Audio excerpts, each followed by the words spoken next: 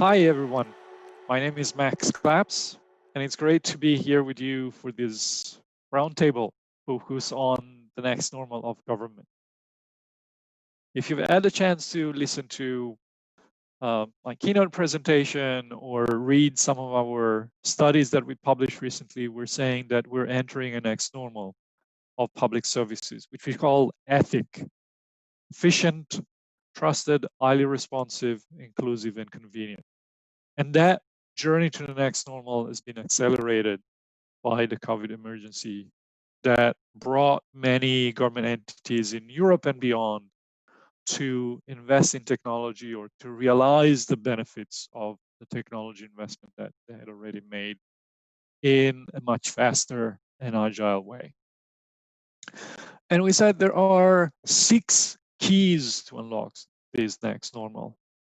It's about enabling omni-channel convenient access to services for citizens.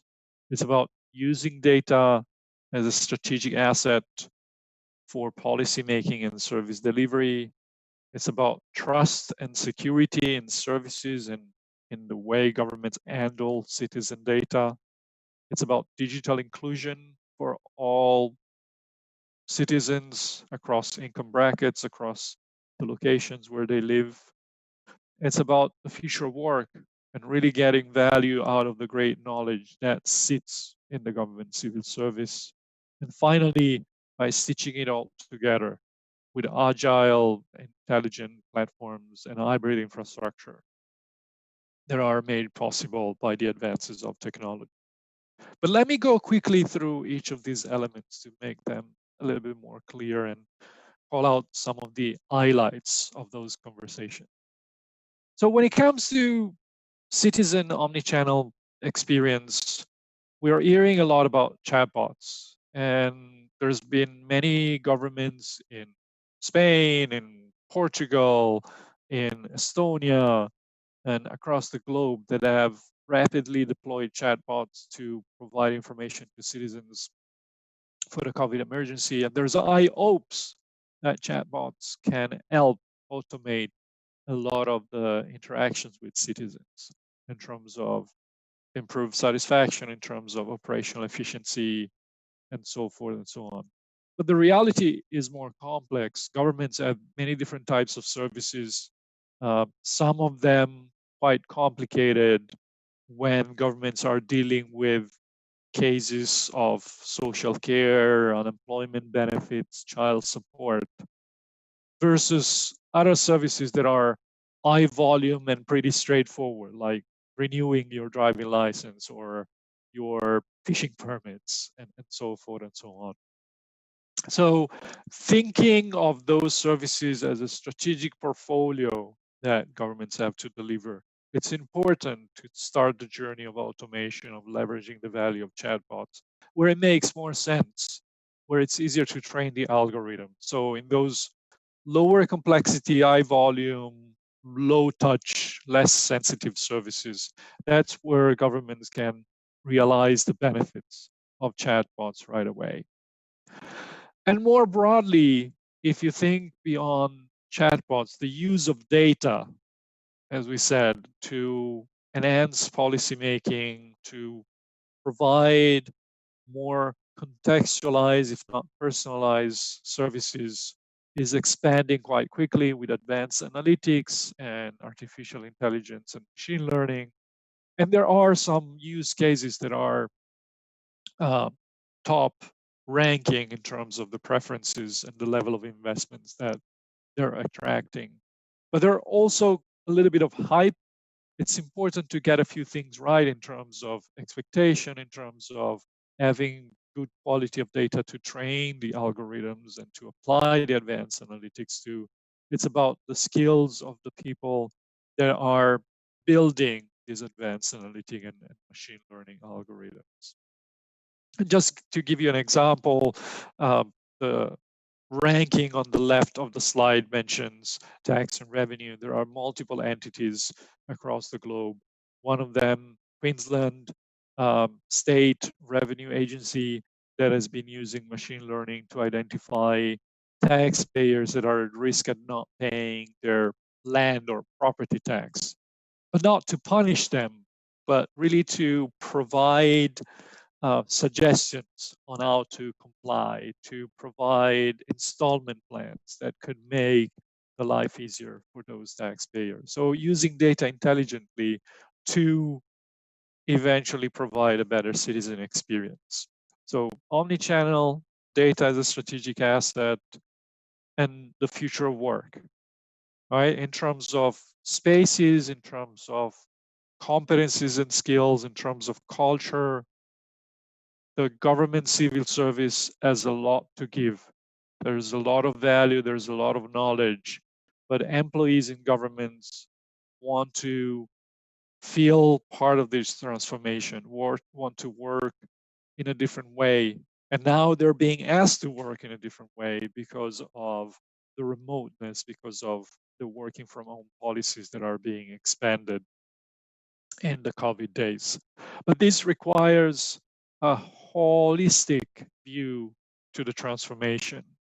And again, just thinking of a specific example, when the UK started to transform the IT workforce within central government, they thought of a comprehensive plan where the workforce transformation aligned with the overall IT strategy. They thought of new career development plans. They thought of new incentives, and they thought of training programs. So it was not just tactically providing new courses, it was a holistic way of addressing the future of work, being it an IT role or a non-IT role. We talked about the infrastructure and the scalable, agile, intelligent infrastructure that needs to change in government. Of course, there's high interest towards cloud as a platform for responding in an agile way to new requirements.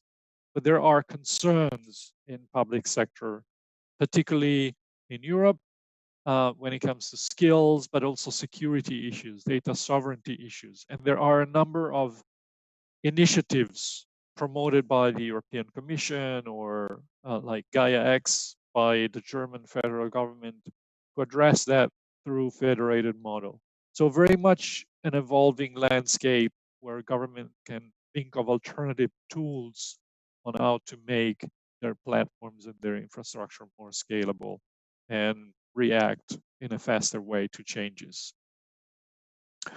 Of course, the COVID emergency has also created some new threats, expanded, if you will, the threat landscape, because civil service is not working from the network boundaries anymore, working from home, connecting to different applications, because there are new risks of fake news that ballooned during the COVID emergency.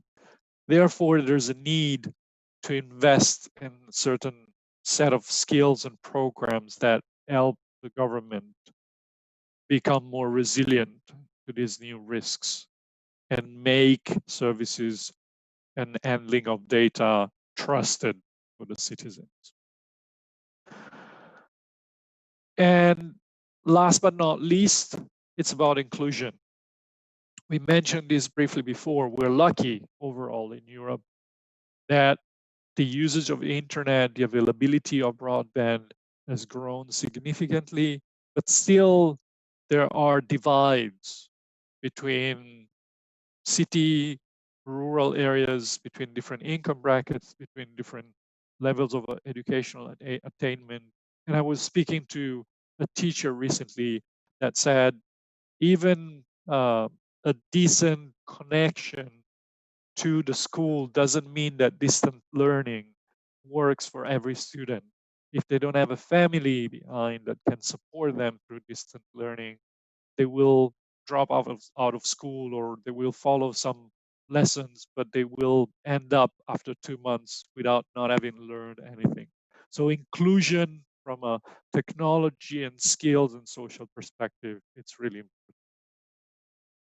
So we are entering the next normal of public service. It's part of a journey that governments have been through for the past 20 years of leveraging digital technologies.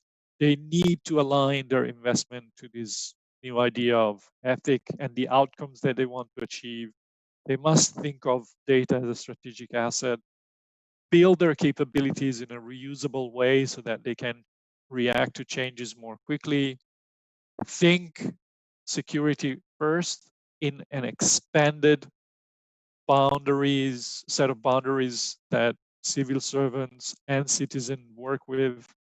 And there's a change process that needs to happen. There's a all cultural change in terms of citizen service perspective and citizen service first, but also in terms of being able to leverage the knowledge that exists in the civil service. Thank you very much. And again, look forward to the next opportunity to be there in person in Portugal and discuss these topics in even more detail.